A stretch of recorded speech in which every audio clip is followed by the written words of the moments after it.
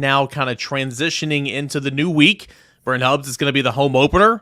Not a whole lot of juice to this game, if you will. Austin Peay, Tennessee should win by 40+ realistically, but still moving on, trying to improve from one week to the next, and that's kind of the focus here on Monday and Tuesday of this week. Well, there's plenty of things to clean up from week 1 to week 2. That's not coach speak. That's reality. There were some things missed offensively, and they've got to get back into a better rhythm in the first half. And, you don't carry over last year to this year necessarily, but you look at the last 2 first halves this offense has played. They've got 9 punts on 15 possessions and a turnover on downs in 15 possessions in the first half of the last 2 games. So they got to get their first half rhythm and their first half mojo going, get off to a better start. They got off to a great start, just didn't back it up on drives 2 and 3. But for me, this is all about some individual improvement this week, and this is all about young guys. And what do the young guys do? I mean, for a guy like Davin Hobbs, right? I mean, got his feet wet last week, probably got knocked around a little bit, got settled in, made a few plays. Where is he at in week 2? Where's Arian Carter at in week 2? Cam Seldon, does he get more opportunities? And we can go way on down the list with a bunch of guys. But I think this is an important week to take care of your business early and then really figure out kind of where you are with your roster, who you think can really help you this year with some more development, who needs more time and more seasoning. All those types of things you're looking at this week if I'm Tennessee and Josh Heupel. Rob, I think it's one of those situations to where, and again, you never want to underlook an opponent, but it is what it is. It's Austin Peay.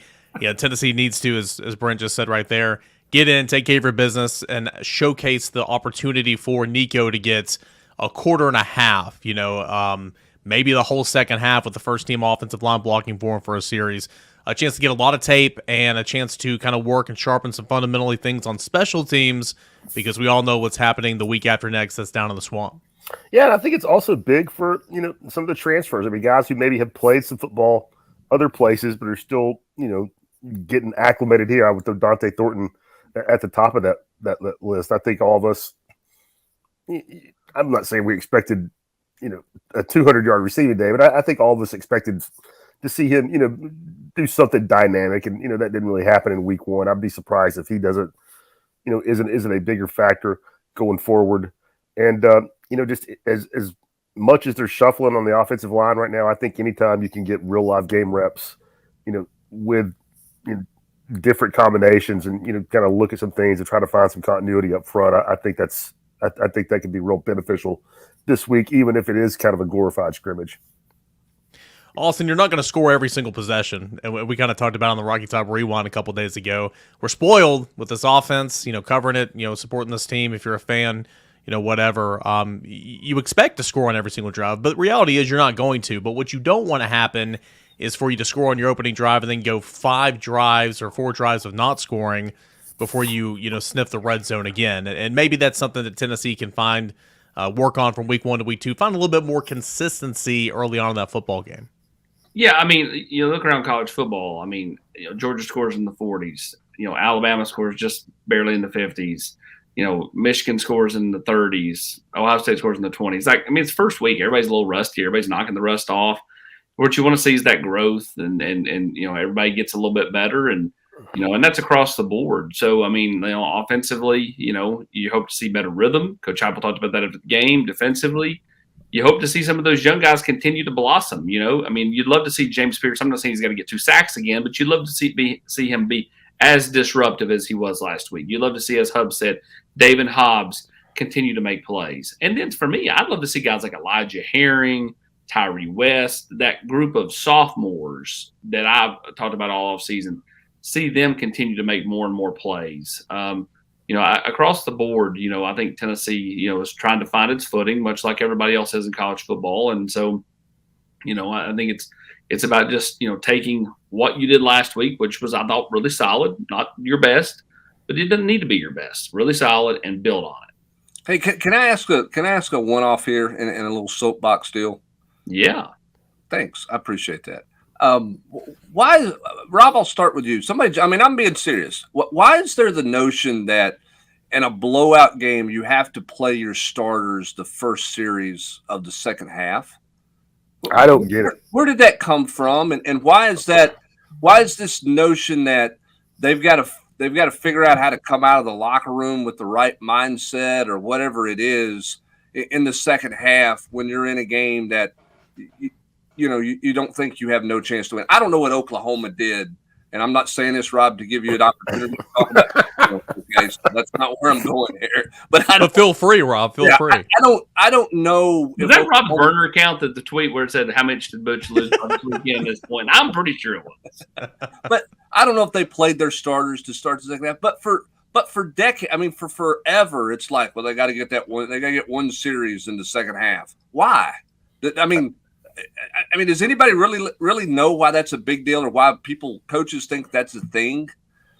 I don't have an answer for you at all. Because one guy did it and it worked, and it's a copycat deal more than likely. But how do you know it worked? Like, what does it mean? Why did all of a sudden when Nick Saban shut down practice access did everybody else in college football shut down? It just copy. I think everybody just copycats. Oh, they played them their first drive. Yeah, let's do it too. I've just always heard mindset. You already mentioned it. It's mentally coming out of the break, mentally coming out of the locker room at halftime, mentally starting football games. It's all mental.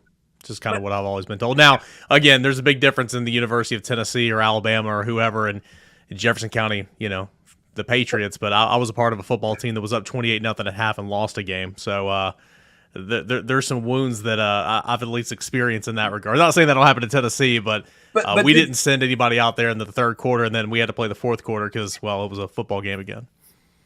Okay. I mean, maybe that's happened somewhere along the way. I'm always been kind of puzzled by that mindset. And it came to mind when you talked about Nico, how much playing time would Nico potentially get this week and that week. And I mean, I think Joe Milton can use reps. I don't think there's ever enough reps for Joe Milton, but I think Nico needs the reps more. So what you don't want, Brent, you don't want another Cedric Tillman against Akron, right? Yeah. I mean, no, you don't want to get anybody hurt. Yeah. Don't take a chance to, don't worry about whether you got 500 yards of offense or 498 yards of offense or 598 instead of 600. The stat stuff in this deal doesn't matter. You got to think big picture here. And I think big picture is you got to get Nico as many reps as you can get. I'm not saying Joe can't get better, and I'm not saying Joe is what Joe is, but Joe's also played 4 years of college football. And he's been in this offense 3 years. I think reps for Nico are more important. So I would get the first opportunity when I felt like I could get Nico reps, whether that was second quarter, opening the second half, whenever that was, I would get him on the field and let him play the game of football and let it. And don't play him 2 series, 3 series, and put in Gaston Moore and go there. I mean, let Nico play to get him as seasoned and as comfortable with the speed of the game in this offense and the tempo that you play with as you can get, because you just don't know, right? Yeah, I agree with you. And here's what I'm going to take that a step further, and I think you're going to agree with me.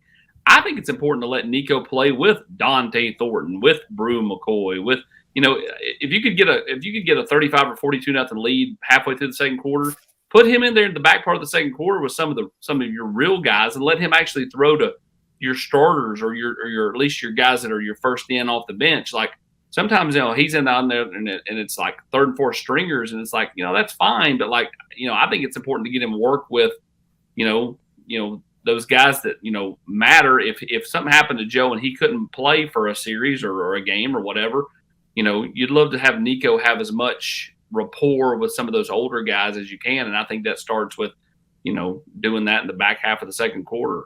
See, now you're just trying to stir up a quarterback controversy. No, not at all. I agree, Robert. I mean, but no, I'm not at all. I just think that I know you're not, but that's the side narrative. No, I get it. I mean, there's already threads on the general's quarters and all that. I mean, I get there's nothing you can do about that. Fans are fans. Like fans love. They got the loudest ovation Saturday in Nissan Stadium. They were in incompletion hubs and they started chanting "Nico" like it was a movie. I mean, we were in the press box and it was loud. I mean, can you imagine what it was? And because it's enclosed, I mean, I can only imagine what it was like out in the stands. I mean, so I mean, I get it. I mean, but I do get he needs real work with real guys, not just work with the third and fourth stringers. Yeah, I know, I get your point, and I understand, and then that's my point. Is like get those guys in there as much as you can get those guys in there, and I'm good with mixing and matching. Eric, I thought they did a decent job on Saturday of mixing on defense, mixing and matching some young guys with some veterans, right? You got Herring in there, and you've got Beasley in there. You got Arian Carter in there, and you've got I mean, you mixed and matched some guys. You played young corners in star position and veteran safeties, and you played one veteran safety on the field and played a young safety in the Brooks kid early in the first half. I thought they did a pretty nice job of mixing that in instead of just saying, "Hey, let's wait till we have the big lead and we're just going to wholesale change and whatever happens, happens." I liked what they did on defense in the way that they mixed and matched that. I'd be curious to see if they do it earlier in this game and if they do some of that on offense this week as well. And I was going to say, say you have a huge lead, which you better by the halftime break. Coming out of halftime, quote unquote, the first group can go, but there are some guys that you can mix and match it. Like Joe Milton does not need to step foot on the football field in the second half. Like that just shouldn't happen. He probably will, but that just shouldn't happen. But say you have a Dane Davis at center with Nico, take Javonte Spraggins out, but play, Jackson Lampley and Addison Nichols or whoever, and then keep Gerald Mincy in there. Maybe keep Crawford on the other side. Just kind of mix and match some of those, but get some of your key guys like McCoy and Keaton out of there. Put Nimrod and Webb out there, so it can be your quote unquote first team offense, but you're kind of mixing and matching. That's how I would handle it, because again, Cedric Tillman gets hurt against Akron, and I believe it was the second half last year. I can't remember, but that's just what you don't want to have. It worked out well for Tennessee because Ramel Keaton stepped up in a big way, but if you would have told us heading into that game, that Akron game, that Cedric Tillman was going to get hurt and he'll play 4 more games the rest of the year, you'd think it's a disaster.